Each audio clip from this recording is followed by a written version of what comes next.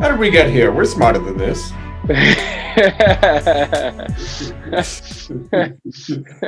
Oh, another happy landing. Everybody, this is our new Star Wars show, podcast, whatever you want to call it. Another happy landing.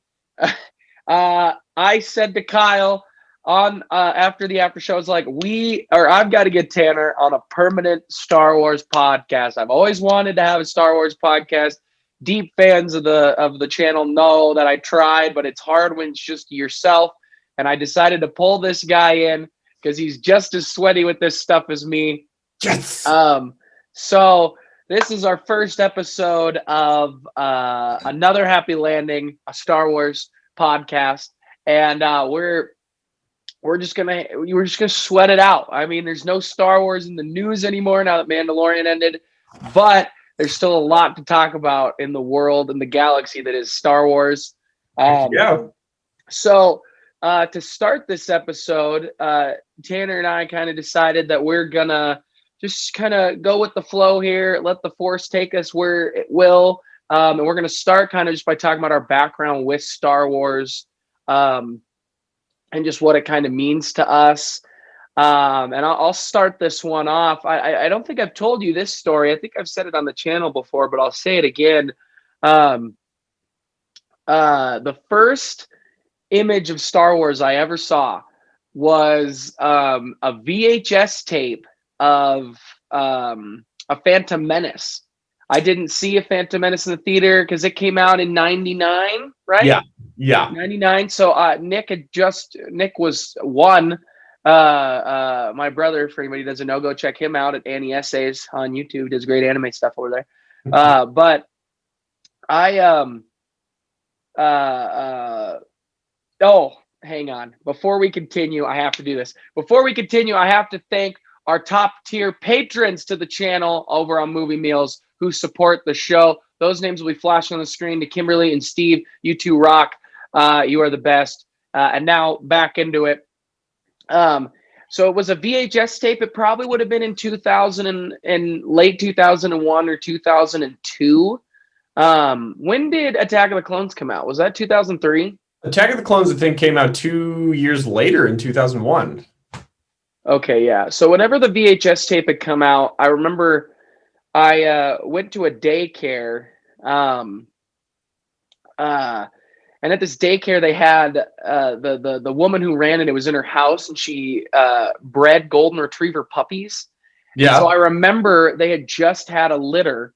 And so one of the cool things is that before she sold all the puppies, she had to, you have to wait till they're a certain age and whatnot and all that stuff and get them prepared to sell. So if you went to the daycare, you got to play with all these puppies. There'd be like 15 puppies just running around. And I remember going downstairs, picking up a little puppy up, like petting him, going upstairs. And I remember there was like two kids watching something on this tape. And it was the fight. It was the end fight with Maul and Obi-Wan and Qui-Gon. And I remember I had never seen anything Star Wars. And I remember walking in with this little puppy. I was like, what are you watching? Like, what is this? I think if I remember right, the first thing I saw was when Obi-Wan is a little behind and he jumps up. And he jumps up to the platform as they're getting pushed back before the barriers. Mm-hmm. And I remember being absolutely mesmerized.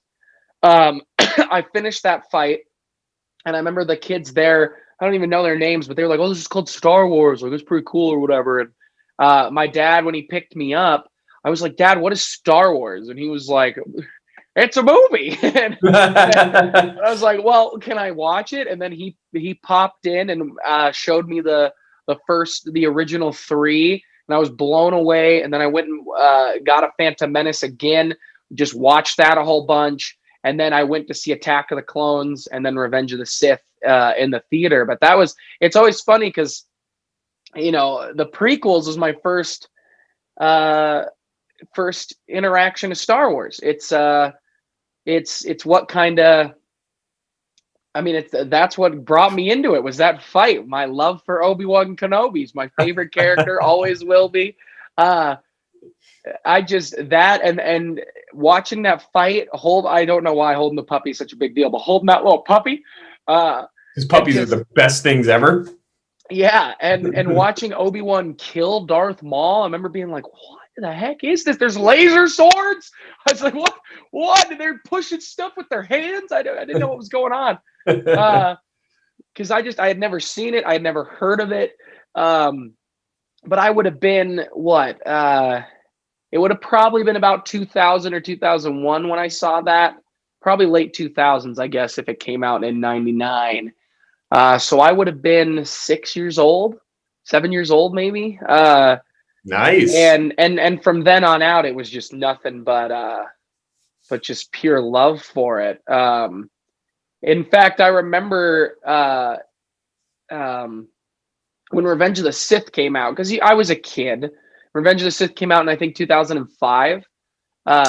Yes. I think they had a 3-year break in between 2 and 3. But I remember I got invited to a birthday party. And I remember being a little bummed because I was like, I want to go see the new Star Wars movie.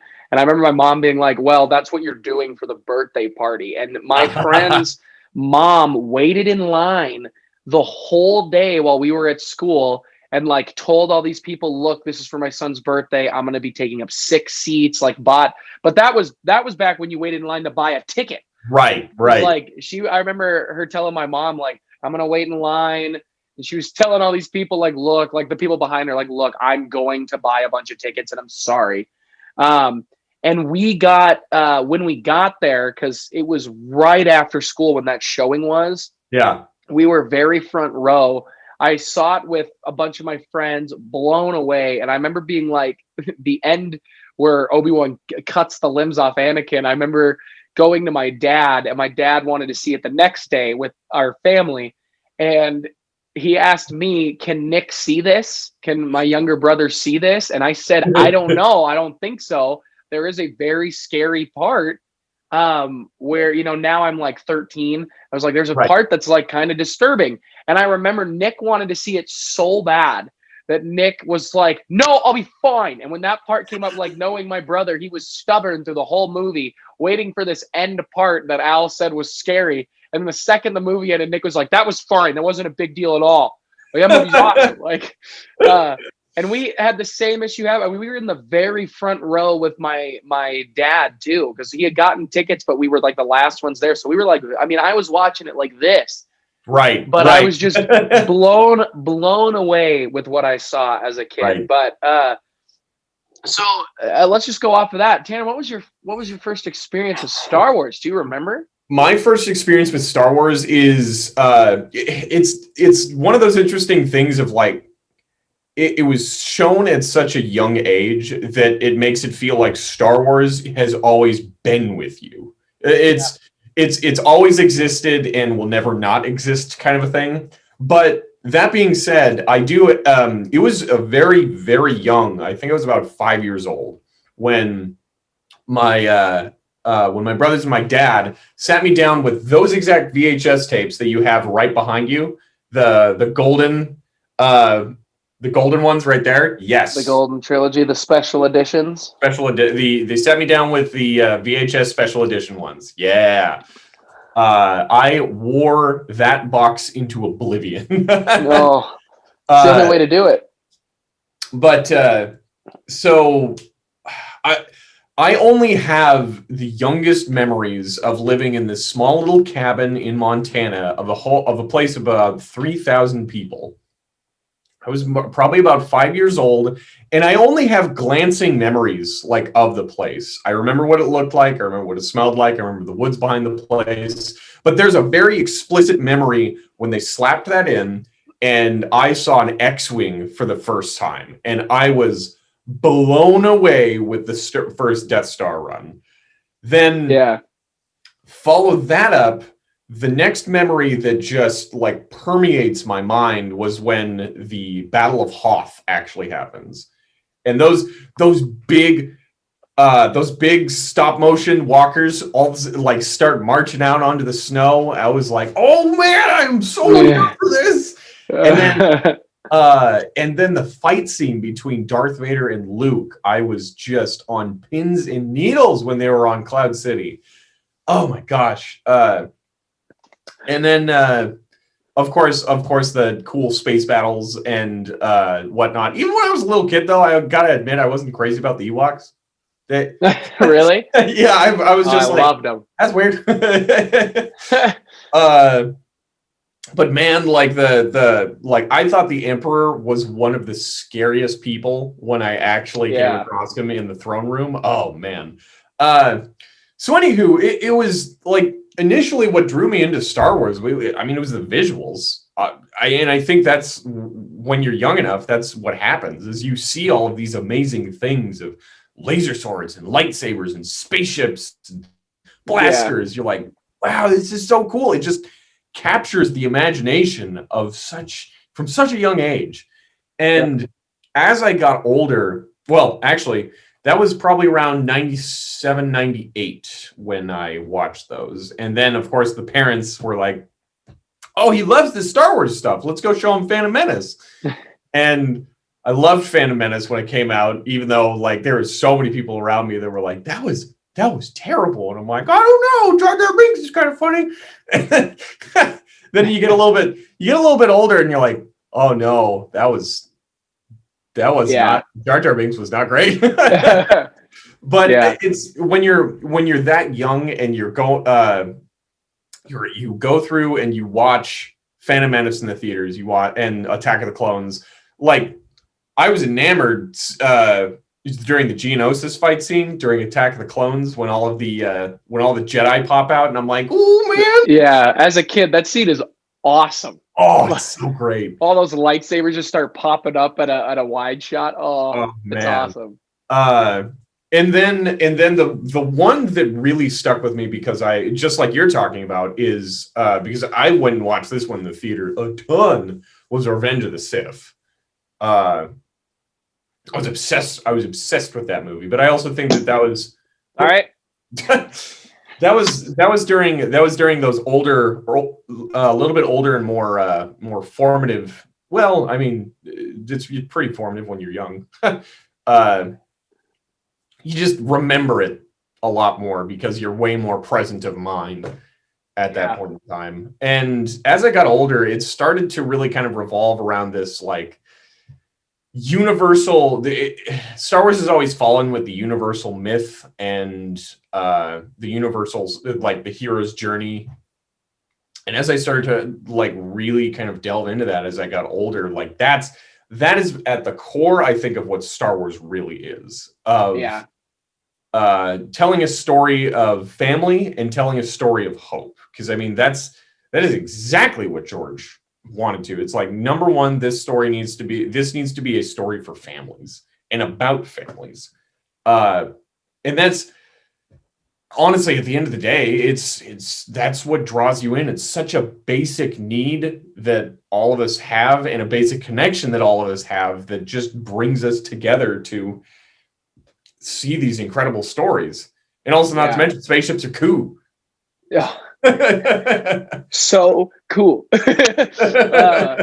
Actually, this is kind of firing off from the hip, but what is your favorite Star Wars ship? Oh, it's the Falcon. Is the Falcon? Okay. It's the Falcon, yeah. I really loved Obi-Wan and Anakin's ships from episode 3 when they come in those small little fighters. I really loved those as a kid, but growing up through my whole life, it's the Falcon. My goal, like there's a video that went viral not long ago, and it's been my goal for forever. It was like a dad in his like 50s or 60s who's always wanted the like $800 Millennium Falcon Lego set, like the top tier one. I am right there with him. Like it has always been my goal to have that. Like the Falcon is always just going to be my favorite. I love the design. It's so unique and interesting. And the fact that like George came up with this cool kind of saucer design, yet he puts the only gun at the bottom, like to spin around really. Like technically there's 2 guns. I know, but like, I think that's just so That's just such a funny. I just love it. I love it. That was one of my favorite things about Solo too, was actually getting to see more of the Falcon, Right. and like to actually kind of get into the Falcon a little bit more. But yeah, what's your favorite? Oh gosh, there's three that are constantly vying for each other. The Falcon being one of them. The X-wing. Yeah, X-wing stuff. I love it. The X-wing is such a classic fighter, and also just like you hear the engine sound and the blasters of it, and you don't even need to like look at what's happening. You just hear those noises and you know exactly what's coming. I mean, same with the TIE fighters. I think the TIE fighter's a little bit more iconic because it's so just like the sound is so in your face. Yeah. But the other one that vies for it now, this is a big one though, is the Executor Superstar Destroyer from oh man, like when you see the little Star Destroyers, all of a sudden they're having a shadow cast over them. You're like, oh no, what's this? The Razor Crest had gotten me too. I mean, I really like the Razor Crest for Mandalorian. I think it's up there. We don't talk about that. I got a question for you. Yeah, because this happened to me in my Star Wars journey, and for the fans listening or watching, I made a couple years ago a video called "What Star Wars Means to Me." Got pretty emotional, so some of that stuff I might repeat. If you haven't seen that and you want to go check that out, it's on the channel too. But was there a time in your life where Star Wars kind of died out? Like, did you kind of lose the fandom? Not necessarily that you like lost it, but you just, it just stepped in the background for a while. Was there a time that happened for you? No. I have always had this just burning love and passion for the universe. Like if I could just be plucked up and set inside of that universe, I would do it in a heartbeat. Oh, and same. I mean, like across all the different properties, I've been consuming Star Wars content, even in what people would consider like the low points when Star Wars wasn't cool, and also at the high points, because like I remember explicitly during those like low points when Star Wars wasn't cool, I'd be the guy that was like, but lightsabers and spaceships, man. It's like, no, we're chasing after girls now. Yeah. And there's, oh gosh, I consumed the video games. I've read the books. I watched the movies. I watched the TV series, and I explicitly remember, especially around like high school time, of enjoying like it was like a golden age for Star Wars video games. Star Wars movies were definitely on the outs at the moment, but man, video games were killing it. Yeah. And it was unfortunate that, I mean, through the lows and through the highs, that at points in times there wasn't very many people to connect with on Star Wars. I think I had like one or two guys that I was able to really like just still be able to enjoy it without being, ostracized for it. Yeah. And I mean, that's I think with the generation that's kind of growing up now, that's less so, that the bullying of enjoying something like Star Wars is less of the case. Yeah. Which is really nice. But there was points in times where it was tough, and it made you want to put things on the back burner. But I just, when you have such like love and admiration for the stories that Lucas has brought to us, I mean, I don't think I could ever let it go. Yeah. I'm gonna talk about that, but I did forget to say this at the top of the show. This show is going to air every Saturday at 11 a.m. Guys, so make sure to check it out. We're gonna do some stuff. We're gonna reread books. We're gonna rewatch everything. It's gonna be fun. I meant to say that at the top of the show, but yeah, I think the thing that completely changed how nerd culture is viewed is because of Kevin Feige and Marvel. I think he takes almost all of the credit. I think he made superheroes cool, and Star Wars got tacked onto that. I think I mean, now you'll go and actually watch. Like, I've had conversations with like jocks from high school. I remember who, like, I ran into a college who were like, man, I just saw Venom and that was pretty good. And I was like, oh, it's not. Right. But like, I saw people like that at Force Awakens and whatnot. I definitely had it where it was on the back burner. But I'm just such a fan of storytelling, and I didn't really understand that I was such a fan of storytelling till I got to college, really. Mhm. But when Star Wars had I watched the Clone Wars on TV to a point, and then went back with Disney Plus. I think I'd gotten through everything but like half of the final season, and then obviously what they finished with. Right. And then I watched Rebels in college, but in high school I moved around a couple times. And I remember just it was just not cool to talk about it, to act like you like it. I was getting into anime at the same time. Like, I would have my mom drop me off early in 6th grade because they had some manga in the library and I didn't want Yeah. anyone to see me check it out because somebody had seen me with it and they made fun of me. It's interesting because now as a teacher, I did some work for my student teaching in a middle school before the pandemic really started up, and like, I saw kids wearing shirts about Star Wars or like shirts about like old Nickelodeon shows. And I even said to a kid once, I was like, like, I would have gotten thrown into a trash can for wearing what you're wearing right now. Yeah. And his response was, that's stupid. And I was like, yes, it is. That's the point.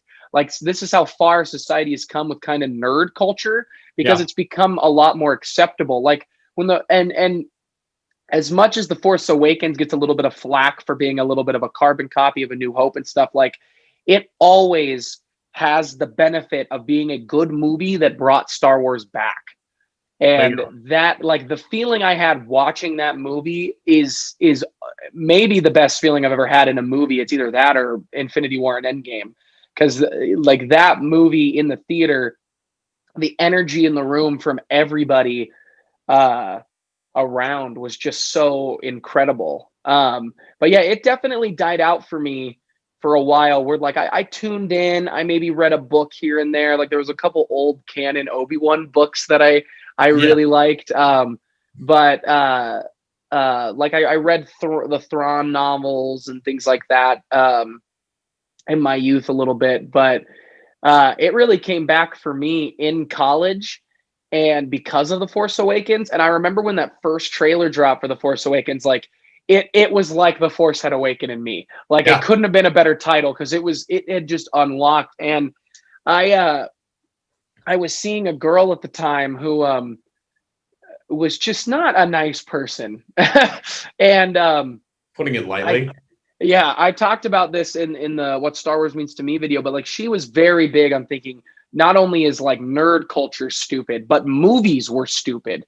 She thought paying money to watch a story is so dumb, even though she was a huge book reader. It never made any sense to me.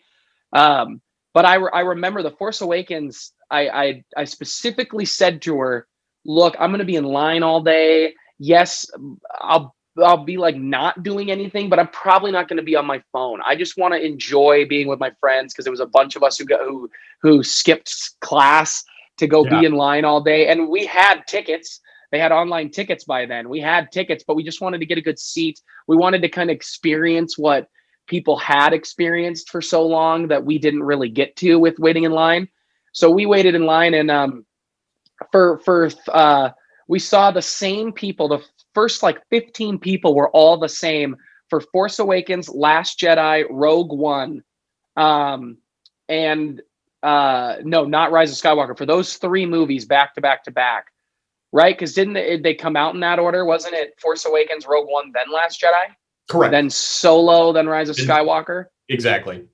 Yeah. So it was all the same dudes. Like, there were 2 brothers who were waiting in line for their kids to get done with school, who had been Star Wars fans since they were real little. There was younger kid, like this group, and I don't even remember any of their names. But we brought trivia games, and those dads went into Barnes and Noble next door and bought a couple different Star Wars themed games, and we just were playing games out there. And it was just I remember being like, this is what I have suppressed and missed my whole life, is nerding out about this stuff, because I just love it. And this is just pure love. Like, even the dads were like, man, I didn't like the prequels, but I kind of like the prequels. Like, Right. because they saw what it did done for their kids when they showed it to them. And it was, and I remember I left the theater that day, and I had, I didn't text this girl pretty much all day, and I got out of the theater and was like, hey, I just got out, like, we all went to IHOP to get food because we weren't 21 yet, and the only place to eat was IHOP later at night. So we went to IHOP, and we were all just talking, and Kyle was with me, and I was like 12 of us, and we were just having the best time. And I got home, and I said, hey, I'm home, are you still up, do you want to call, like, I'd love to hear about your day, I'd love to I just wanted to tell her about mine. And because her and I had been together for a while, stupidly, but it was a massive fight because I was a fan of Star Wars, and the relationship did not last a whole lot longer after that. But I remember that was the moment where not only had the Force awakened, but it was like that little flame turned into a huge fire for me. And it was in that moment I decided, not being yourself is so stupid. And I love this stuff, and I don't really care who doesn't like it. Like, they're losers, and I'm gonna dive deeper into this. And if anything, she pushed me into loving it even more. Like, then my love just took off tenfold, and it's been nothing but nonstop ever since. So in a weird way, I have to thank her, but got a little personal there. But I wanted to share that story because that's a big part of what Star Wars has meant to me. And since, for me in college now it's it kind of always was, but I didn't turn to it as much as I do now. But now if I have a horrible day, I go put on A New Hope or Empire or The Force Awakens sometimes because of that first kind of feeling it gave me, Revenge of the Sith or something like that. Like, I put on a movie that gives you that family feel, that hope. Like, that's just what I do now. Absolutely. I know there was a point in time, I know, when you particularly bring up Force Awakens, and I just like the energy that was surrounding that movie and everything that was leading up to it was just one of the most insane times in the Star Wars fandom. And it was so much fun. I remember an entire theater being rented out in Little Kalispell, Montana, as a bunch of us went in. Then we did White Elephant, like right before we did that, giving like Star Wars gifts to each other, giving Star Wars gifts. And then we sat down and we all watched Force Awakens. It was one of the most amazing experiences of all time. Yeah.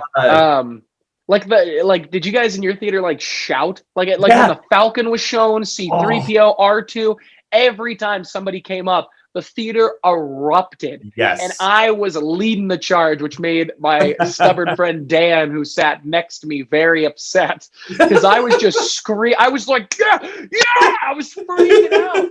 It was amazing. And sorry, you keep going, but it was man. So around that point in time, I was actually I was a game store owner over there, a little hobby store called Heroic Realms. And I mean, nerdiest of nerdiest things of and I loved it so much, of playing like Magic the Gathering, different tabletop games, card games, board games, all that kind of stuff. But they also this was around the time that they were really ramping up. There was two Star Wars tabletop games that were coming out around that time: Star Wars X-Wing and Star Wars Armada. X-Wing was all about little snub fighters running around, and as you're trying to outwit and out-trick your opponent moving on the table. And then Star Wars Armada was all about the big capital ships, as you array this massive fleet, and then the two of you just duke it out for the next 2 hours. God, so good. But just you had all of those tabletop games. You had new comics that were coming out. You had Battlefront 2 was dropped shortly before the movies came out. Admittedly, that came out to a lot of deserved criticism initially. And then, but they got their stuff fixed. But man, it was just the complete 180 from like, only talking to like one or two people about Star Wars, like being a closet, almost like being a closeted Star Wars fan, to all of a sudden there wasn't a single person you couldn't come across that was talking about something Star Wars. And now it's to the point where even those like jocks that would have thrown you in a trash can now talk about it. Right. I don't know if I've shared this story with you, and forgive me if I have, but I'm going to repeat it. My cousins this last summer, they come to, we have a place here on Flathead Lake in Montana, and we kind of came here to kind of bubble up, and a few of them were talking about a buddy of theirs had named their kid Ren, and they were debating if that's a good name. And one of the guys said, well, it's a name in Star Wars. Kylo Ren is a name in Star Wars.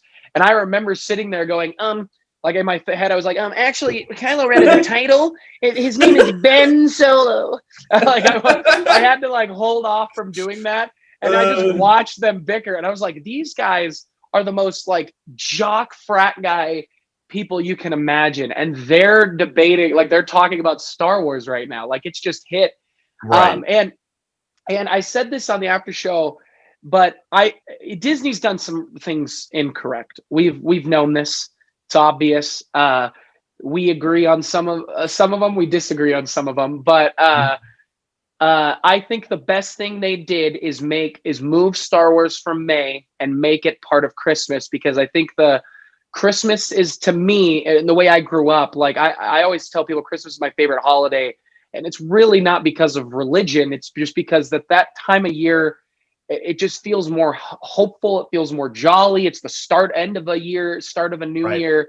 And it feels similar to Star Wars. And so I think those two being combined is the best thing that Disney has done, because now not only when Mandalorian comes out, but like I want to rewatch Star Wars more in Christmas than I do really. Well, May and Christmas now are kind of the times I want to rewatch Star Wars, because there's obviously May the 4th, but that's just always what it's been for me now. And I think that's the best thing they did, because that feeling, especially with The Force Awakens, when it came out, it was just right before break, at finals time, and it was just it just hit at just the right time. That's the best thing I think Disney has done.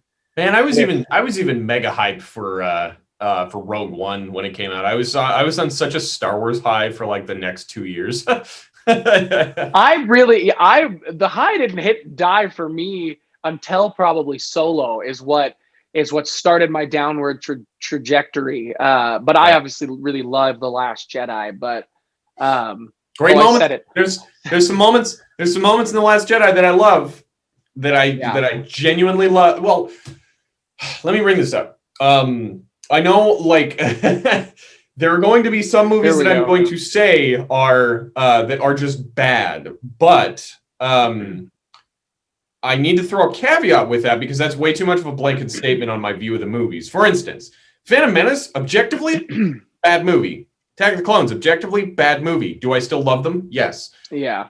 Do they have moments in them that just make me want to bury my face into the couch? Yes. But they also, like, we get the fight scene between Qui-Gon and Obi-Wan and Maul. Love it. We get in Attack of the Clones, we get the literal Attack of the Clones in Geonosis, and we also get the seismic charge dropped for the first time from the Slave One. It's so cool. But sorry, you keep talking. I'm just looking for a book back here. Oh, okay. No matter what, even if you overall don't like the experience, I personally believe that as a Star Wars fan, that there are still moments that you can look into a movie and say, wow, that was a really excellent moment. Maybe the whole overall package I'm not crazy about, but there were some amazing moments. Overall, I'm not crazy about The Last Jedi, but there are some really excellent moments in that movie. I would say, but no, I'm not gonna veer down this path because I know we've got an idea in the We'll future. get there. Yeah. I'm in the same boat. It's just like my least favorite movie might be Rise of Skywalker of all of them, and we're going to do a ranking at some point on this show. But there's even a few moments in that I love, and it's hard for me to hate on any of the sequels and then talk about what the prequels did for me and then get mad at a original trilogy only fan. And Right. like it's just unfair because I teach 6-year-olds who love the new trilogy, and it's hard because I will talk to them about it, and obviously I don't ask anything super analytical, but I'll ask something. Although one of the kids did tell me, he's like, yeah, the last one, he was trying to figure out the name. I was like, oh, Rise of Skywalker. He's like, yeah, I didn't like that one. Like smart kid. But I wanted to mention, so a pundit I really like on YouTube who was on a Star Wars show for a long time and is kind of transitioned, named Ken Nabsock. He wrote a book called Why We Love Star Wars. The great moments that built a galaxy far, far away. And I've since I found him on YouTube, I've always followed him, and he literally just picks his favorite scenes, kind of gives a quick synopsis, and then explains why it's great. And I think if you haven't read it, I think you'd really, really dig it. It is an absolute awesome Why We Love Star book. Wars. Yeah, it's called Why We Love Star Wars, The Great Moments That Built a Galaxy Far, Far Away by Ken Nabsock. I can send you a picture of it too. If only I was going to see you soon, I'd let you borrow it. Yeah, no kidding. Not a sponsor, but I've been a fan of his. He talks about how he views Star Wars kind of like a documentary. And he's a massive fan. I mean, saw the original trilogy back in the day. And I've always kind of liked that when he says he watches it like a documentary, the main trilogy. I've always thought that's a cool way to look at it. It made some of the flaws with some movies a little better for me because it's like, well, that's what happened. It's a documentary. Like that's what happened in the story. But it's a good pickup, and it's a quick read. It's not a tough read, but it's fun to hear somebody. He's got this all the way through Last Jedi, I believe, is the book came out after that. So he's got a couple scenes from there, but it's really good. Obviously, there's a ton of really good books back here that I've got for Star Wars. But is there anything else, or should we transition into more like actual Star Wars for this Investor Day? But there was go ahead, man. I had another question that was floating around in my head, but it'll come to me. What is it later? Oh, I don't remember. It's just poof. Anyways, we wanted to talk about the some of the new shows that are coming to. Yeah, Kyle and I touched on it, but this is our new show, so it's the future of Star Wars is really what this part of this episode, I guess, will be called, because that's what it is. But the Investors Day announced a lot of stuff. I say we start with the movies. Let's start with the movies. Yeah. Because we have 2 they announced, so we know we're getting Taika Waititi is doing the next Star Wars film.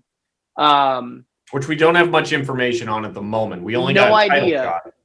Yeah, no idea. What was we didn't get an actual title though. No. But all they did, all we had, it was like that 70s extra poppy color as Star Wars was like.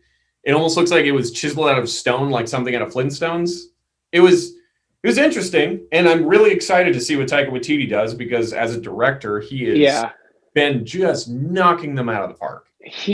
There is a new wave. This is a little tangent. Like there was, Lucas and Spielberg were cutting a part of that Rat Pack, and it was a bunch of those kind of elite directors back in the day. And there's starting to be this new wave of young guys. I think Denis Villeneuve, Ryan Coogler, Taika Waititi, Patty Jenkins. I mean, she's been around for a while with movies like Monster, but she's kind of coming back out into the fold, I think, a little bit. But I assume this will be the one that Kevin Feige produces just because they have ties together. And I wonder if he had a hand in bringing Taika in.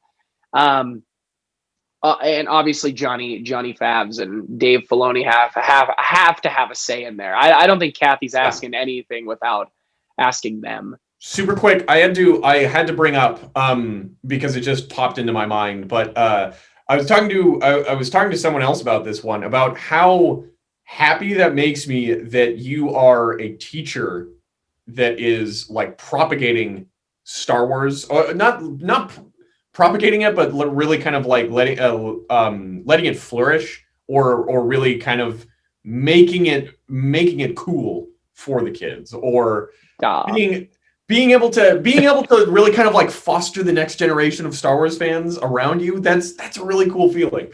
It got to the point where I almost said I was going to tell everyone that I'm going to call them Padawans. I almost did that, but I decided against it. If they were older, maybe, if they all kind of got it, but my kids wouldn't get it as much. But yeah, I actually, real quick side tangent on that. I had a parent. I student taught. I was fortunate enough to get hired at the school I student taught at, and I student taught in second grade. I teach first, and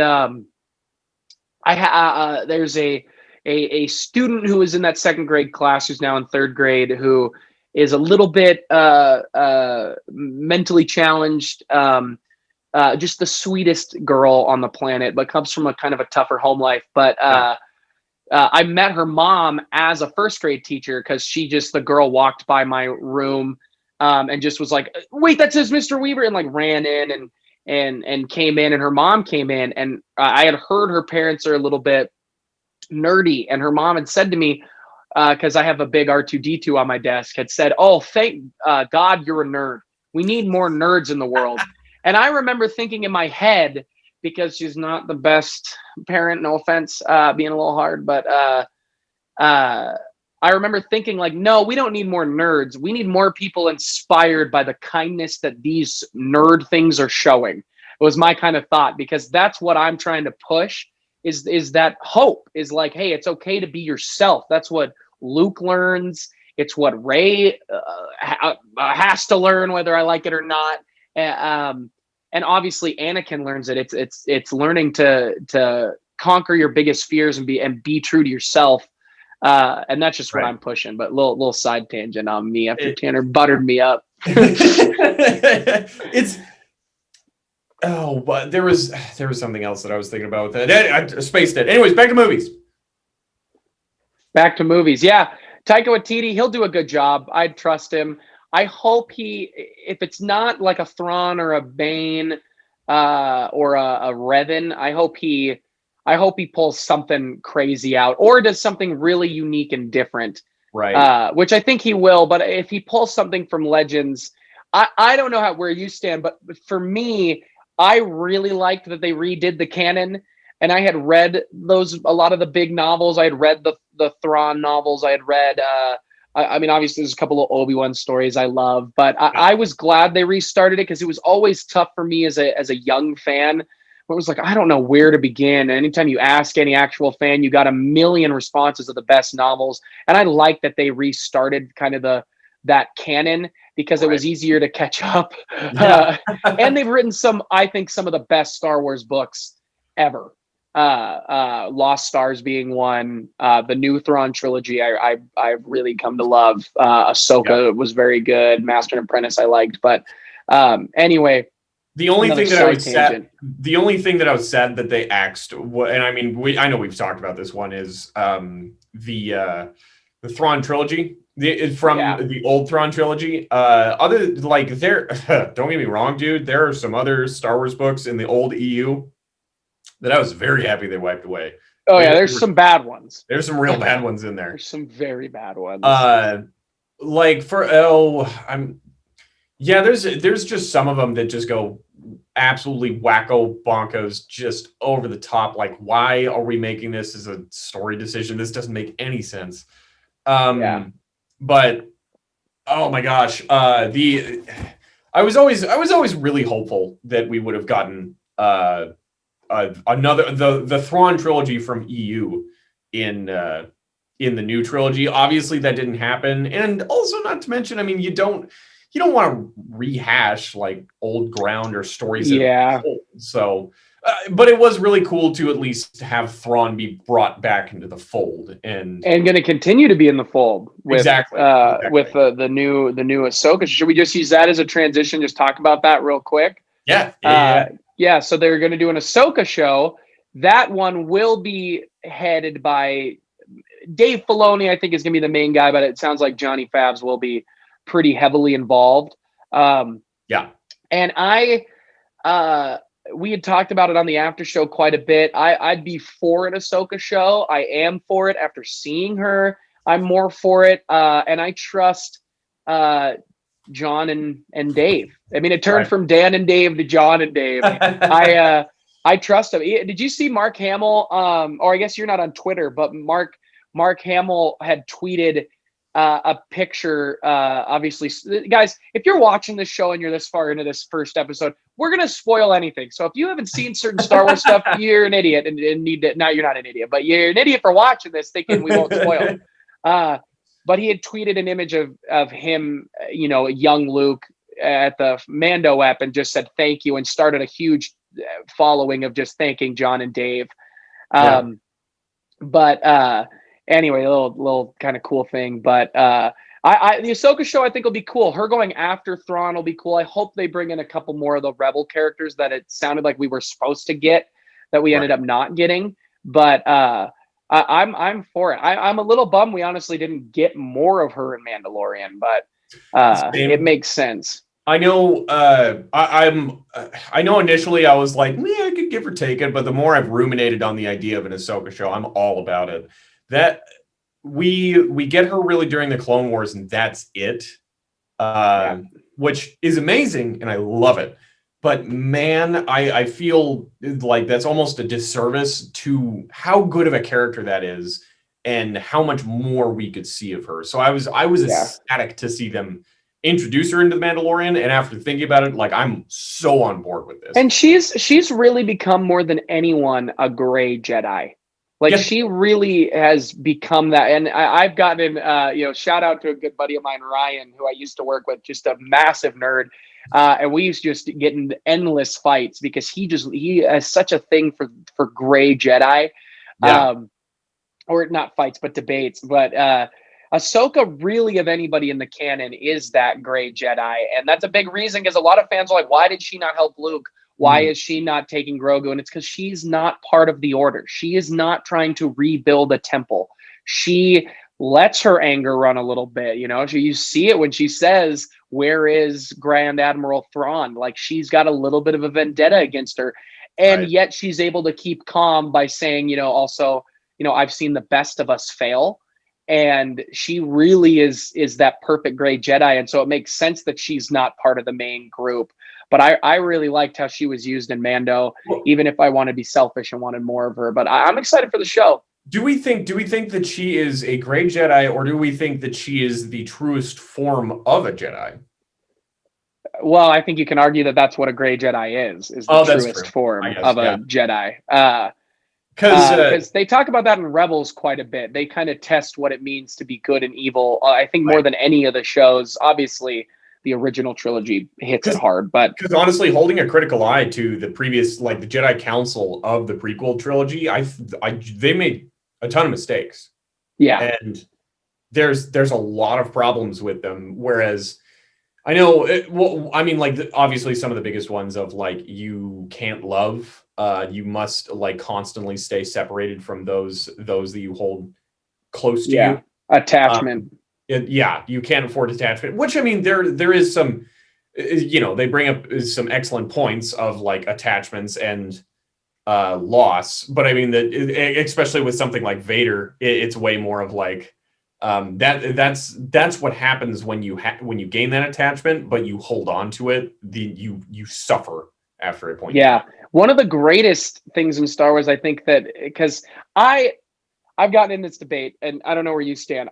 Star Wars is black and white, good versus evil. But I like when they ask the question, what does it mean to be good, and what does it mean to be evil, and where do you lie? That's why Ahsoka resonates. And I really love what, obviously, my boy Obi-Wan gets in the Clone Wars show, because he falls in love.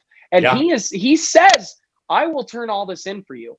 That's how much I care. And she says, no, this is your job as a Jedi is bigger than us. My life on Mandalore is bigger than us.